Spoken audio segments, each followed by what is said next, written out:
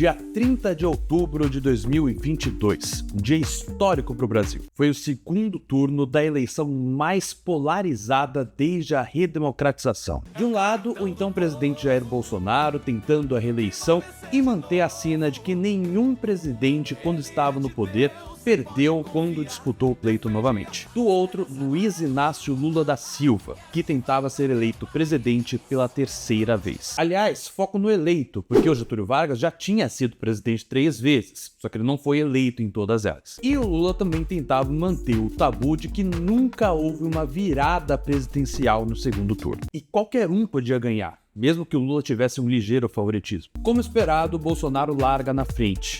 Mas conforme o tempo passa, essa diferença vai se estreitando. Até que às 6 horas e 43 minutos da tarde, Lula chega a 49,9%. Era um empate. No minuto seguinte, Lula passa à frente.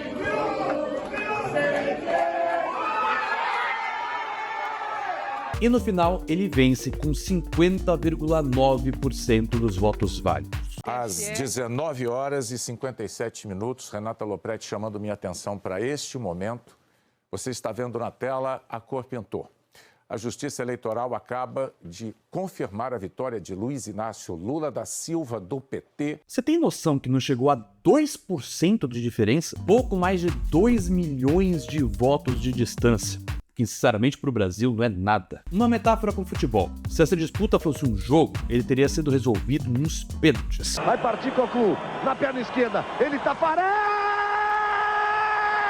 Mas quem perdeu disse que o juiz roubou, não ficou para premiação e a torcida ainda invadiu o campo para tentar melar o resultado. Pensando bem, acho que não tem metáfora melhor para isso não. E desde então, essa disputa nunca se encerrou por completo. Bolsonaro ficou inelegível em 2 processos por atacar o sistema eleitoral brasileiro. O Lula vive cutucando o rival. E é claro que o Bolsonaro não ia deixar barato e não se cansa de criticar o atual presidente nas redes sociais. A oposição já fala até em anistia à inelegibilidade do ex-presidente. E esse ano, em outubro, acontecem as eleições municipais. E aí, essas eleições vão continuar essa história? Ou é um outro filme totalmente diferente que está em jogo? Bora conversar sobre isso?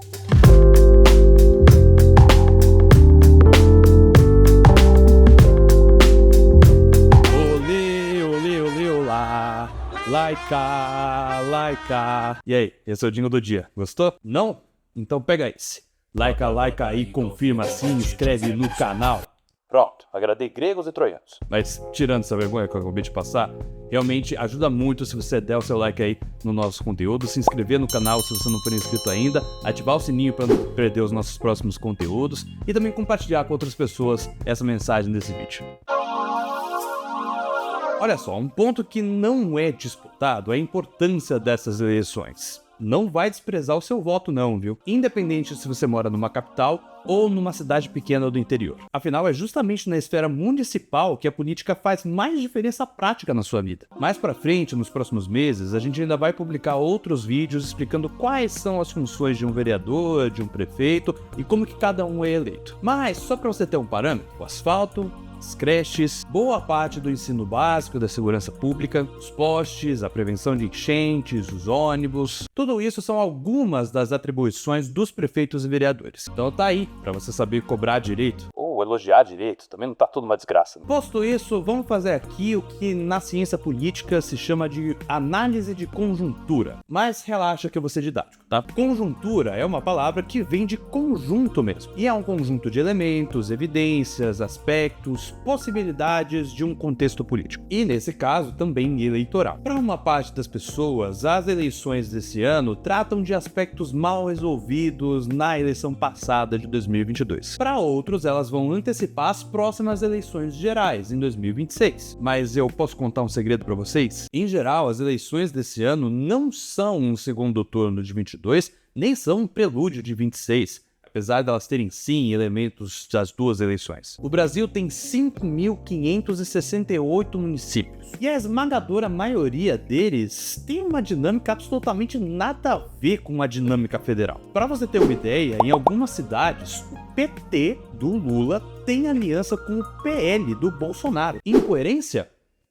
Não necessariamente. Em cidades muito conservadoras, os candidatos progressistas têm que estar dentro dos partidos mais fortes para terem alguma chance, por exemplo. O Caio é lá de Atibaia, e ele já tinha me falado que ela é uma dessas cidades que não pautam nem são pautadas pela dinâmica nacional. Bom, a não ser que você leve em conta o sítio do Lula e o esconderijo do Queiroz que rolaram lá, né? Mas então quais cidades são afetadas pela eleição federal? Especialmente as capitais e regiões metropolitanas, ou outras cidades estratégicas por algum outro motivo. Em São Paulo, por exemplo, tudo leva a crer que vai ser sim uma réplica da polarização nacional. O Ricardo Nunes, o atual prefeito, e o pré-candidato do PSOL, o Guilherme Boulos, devem disputar voto a voto no segundo turno. E isso tudo em um momento em que o Lula tá com uma popularidade mais baixa. A gente só tem que colocar as coisas em perspectiva. Essa é uma popularidade baixa que empata o ótimo, bom e o regular com o ruim e péssimo. Ou seja, é baixa para quem já teve 80% de aprovação, como é o caso do Lula. Mas no cenário atual de uma polarização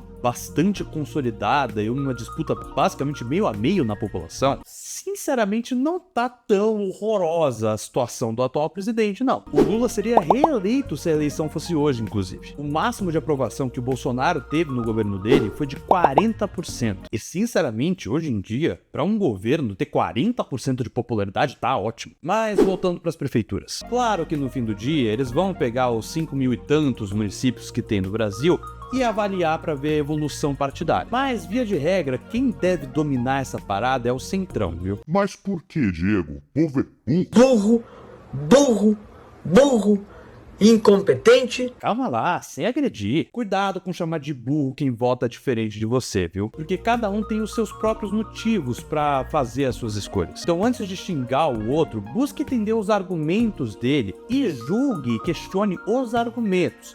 Nada da pessoa. Mas qual que é o ponto aqui? A eleição de 2022 pautou sim a de 24, com certeza.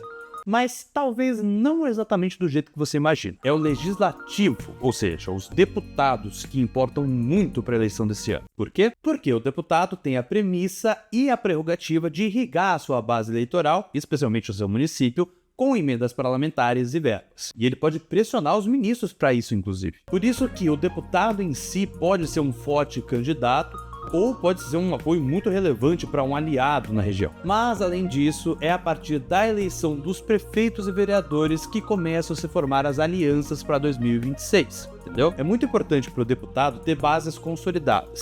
E para o presidente é muito importante ter palanques nas capitais. Esse ano, inclusive, tem uma tendência forte de reeleição nas prefeituras. E isso por várias razões, entre as quais o fato de que em 2020 a eleição aconteceu no meio da pandemia, não tinha nem vacina ainda. E 4 anos depois, a situação melhorou, porque a pandemia acabou. A economia tá melhor, a saúde tá melhor, e eventualmente o que não tiver bom pode ser percebido como um problema estadual ou federal. Mas note que eu disse que é uma tendência, ou seja, não é certeza. E, obviamente, depende da situação de cada cidade. Mas se liga nesse próximo tópico.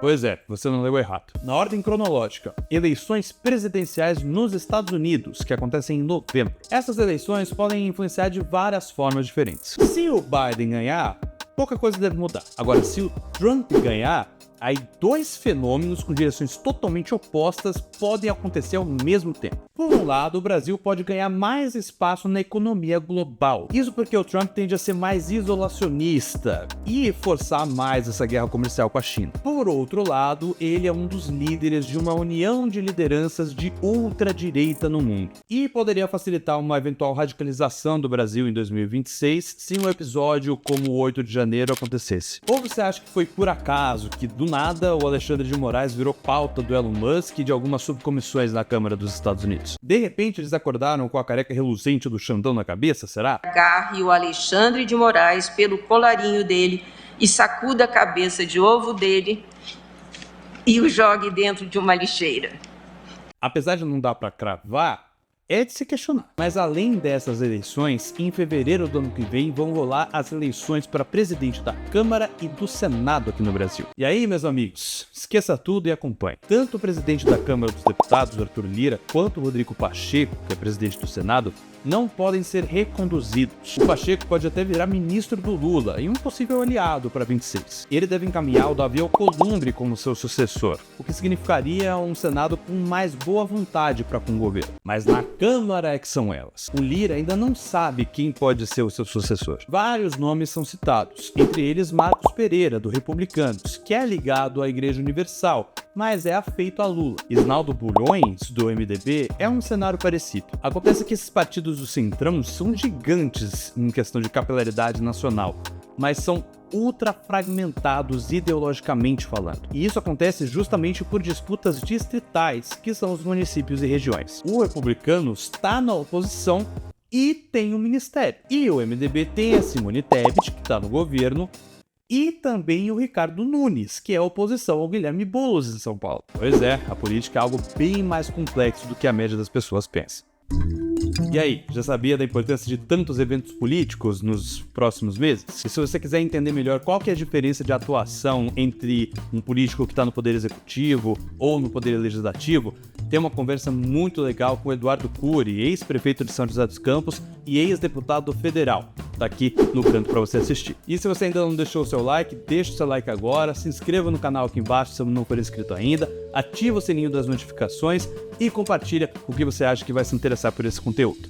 Um abraço e a gente se vê no próximo vídeo. Tchau, tchau!